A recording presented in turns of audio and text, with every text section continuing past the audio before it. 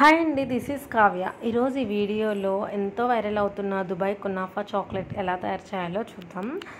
ఈ చాక్లెట్ అయితే ఎవరైనా తిన్నారో లేదో కామెంట్ చేయండి. నేనైతే తినలేదు, కాకపోతే ఒకసారి నేనే ట్రై చేస్తే ఎలా ఉంటుందా అని చెప్పి ట్రై చేశాను. టేస్ట్ అయితే చాలా బాగుంది నిజంగా. ఒకసారి బయట చాక్లెట్ కూడా వీలైతే కొనుక్కొని తిని తేడా చూడాలనిపించింది. ట్రై చేస్తాను. ముందైతే ఈ చాక్లెట్ ఇంట్లో ఈజీగా ఎలా తయారు చేసుకోవాలో చూపిస్తాను, చూసేయండి. ముందైతే ఈ చాక్లెట్ తయారు చేయడానికి కునాఫా ఎలా తయారు చేయాలో చూద్దాం. దానికోసం అరకప్పు మైదా పిండి, పావు కప్పు కార్న్ ఫ్లోరు, చిటికెడు ఉప్పు వేసేసుకొని ఈ మిశ్రమాన్నంతా జల్లి పట్టేసేసుకోవాలి. జల్లి పట్టేసుకున్నాక దీంట్లోకి ఒక గరిట ఆయిల్ వేసుకొని తర్వాత కొంచెం కొంచెం వాటర్ వేసుకుంటూ ఉండలు లేకుండా పిండిని బాగా కలుపుకోవాలి.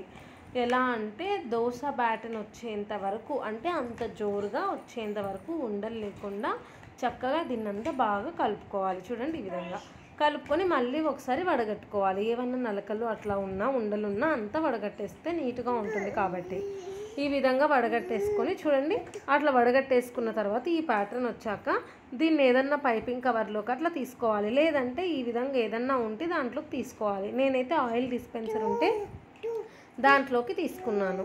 తీసుకున్న తర్వాత స్టవ్ మీద ప్యాన్ వెలిగించేసి అది కొంచెం హీట్ అయిన తర్వాత ఈ విధంగా మనకి నచ్చిన షేపులో మీకు వచ్చినట్టుగా ముగ్గులు వేసేసుకుంటూ కునాఫాని రెడీ చేసేసుకోవచ్చు. అది కొంచెం హీట్ అయిన తర్వాత తీసేస్తే రెడీ అయిపోతుందండి కునాఫా. చూడండి, ఈ విధంగా చక్కగా కొంచెం హీట్ అయిన తర్వాత తీసేస్తే కునాఫా అంతా రెడీ అయిపోతుంది. అంతేనండి, ఇప్పుడు కునాఫా రెడీ అయిపోయింది.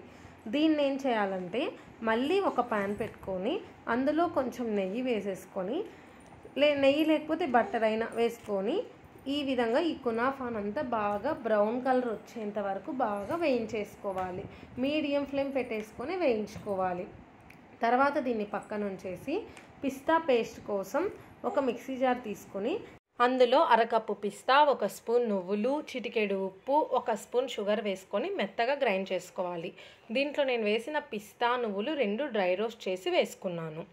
ఈ విధంగా మెత్తగా పేస్ట్ చేసుకున్న తర్వాత దీంట్లోకి కొంచెం మిల్క్, ఒక గరిట కండెన్స్డ్ మిల్క్ యాడ్ చేసుకొని మళ్ళీ మధ్య మధ్యలో కలుపుకుంటూ మెత్తగా పేస్ట్ లాగా గ్రైండ్ చేసుకోవాలి. చూడండి, ఈ విధంగా గ్రైండ్ చేసుకున్నాక దీంట్లోకి మనం డ్రై రోస్ట్ చేసి పెట్టుకున్న కునాఫా ఉంది కదా, దాన్ని కూడా వేసుకొని కచ్చా పచ్చిగా అంటారు కదా, ఆ విధంగా ఒక్కసారి అట్లా గ్రైండ్ చేసి పక్కన పెట్టేసుకోవాలి. అంతే, పిస్తా పేస్ట్ రెడీ అయిపోయింది. ఇప్పుడు ఒక చాక్లెట్ మౌల్డ్ తీసుకొని దాని మీద వైట్ చాక్లెట్ని డెకరేషన్ కోసం స్ప్రెడ్ చేసేసుకోవాలి.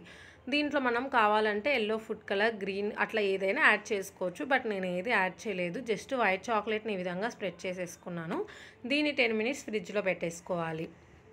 తర్వాత డార్క్ చాక్లెట్ ఎలా తయారు చేయాలో చూద్దాం.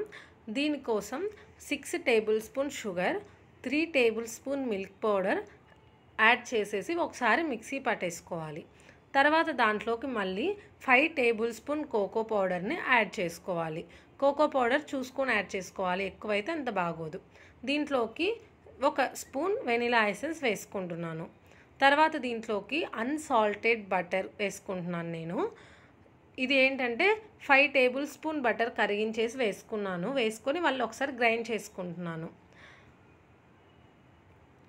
చూడండి, ఈ విధంగా గ్రైండ్ చేసుకున్న తర్వాత ఇది ఇంకా గట్టిగా ఉందనేసి నేను మళ్ళీ కొంచెం బటర్ని వేడి చేసి కరిగించేసి దీంట్లో వేసుకొని కలిపేస్తున్నాను. ఇది ఏంటంటే స్మూత్ పేస్ట్ లాగా వచ్చేంత వరకు మనం బటర్ వేసుకొని కలుపుకోవచ్చు. ఈ విధంగా స్మూత్ పేస్ట్ లాగా వచ్చే వరకు కలుపుకొని నేను మళ్ళీ దాన్ని ఒకసారి మిక్సీ పట్టేసుకుంటున్నాను. మిక్సీ పట్టేసుకుంటే చాక్లెట్ బ్యాటర్ రెడీ అయిపోతుంది. చూడండి, మిక్సీ పట్టేసుకున్నాను, ఎంత క్రీమీగా చాక్లెట్ బ్యాటర్ వచ్చేసింది కదా. ఇప్పుడు దీన్ని నేను ఒక బౌల్లోకి తీసుకొని మీకు చూపిస్తున్నాను. చూడండి ఎంత చక్కగా వచ్చేసిందో. ఈ విధంగా వచ్చిన తర్వాత దీన్ని చాక్లెట్ మౌల్డ్ తీసేసుకొని దాని మీద స్ప్రెడ్ చేసేసుకోవాలి. ఈ విధంగా చాక్లెట్ మౌల్డ్ మీద నీట్గా స్ప్రెడ్ చేసేసుకోవాలి. స్ప్రెడ్ చేసేసుకొని దీన్ని ఒక 1/2 అవర్ ఫ్రిడ్జ్లో పెట్టేసుకోవాలి. చూడండి, 1/2 అవర్ తర్వాత తీసాను, అది అట్లా గడ్డగట్టిపోయింది. దాని మీద పిస్తా పేస్ట్ రెడీ చేసుకున్నాం కదా, దాన్ని నీట్గా ఈవెన్గా స్ప్రెడ్ చేసేసుకోవాలి. చుట్టూరుతూ స్పేస్ ఉంచుకొని స్ప్రెడ్ చేసుకుంటే కొంచెం చాక్లెట్ టేస్టీగా ఉంటుంది. ఈ విధంగా పిస్తా పేస్ట్ అంతా బాగా స్ప్రెడ్ చేసుకున్న తర్వాత దీనిపైన ఇంకో లేయర్గా మనం తయారు చేసుకున్నాం కదా చాక్లెట్ని, ఆ చాక్లెట్ పేస్ట్ అంతా యాడ్ చేసేసుకోవాలి. చూడండి దీన్నంతా చక్కగా నీట్గా ఈవెన్గా స్ప్రెడ్ చేసేసుకోవాలి. దాని మీద అంతా ఆ ఖాళీలలో అంతా బాగా స్ప్రెడ్ చేసేసుకోవాలి.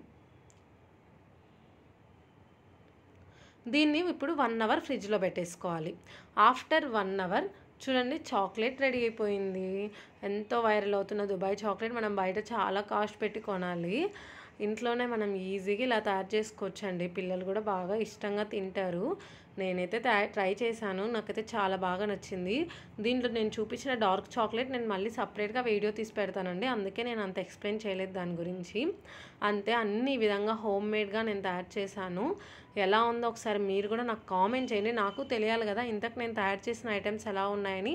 అలానే నేను చేసినట్టుగా మీరు ఒకసారి ట్రై చేసి చాక్లెట్ ఎలా వచ్చింది, టేస్ట్ ఎలా వచ్చిందో నాకు కామెంట్ చేయండి.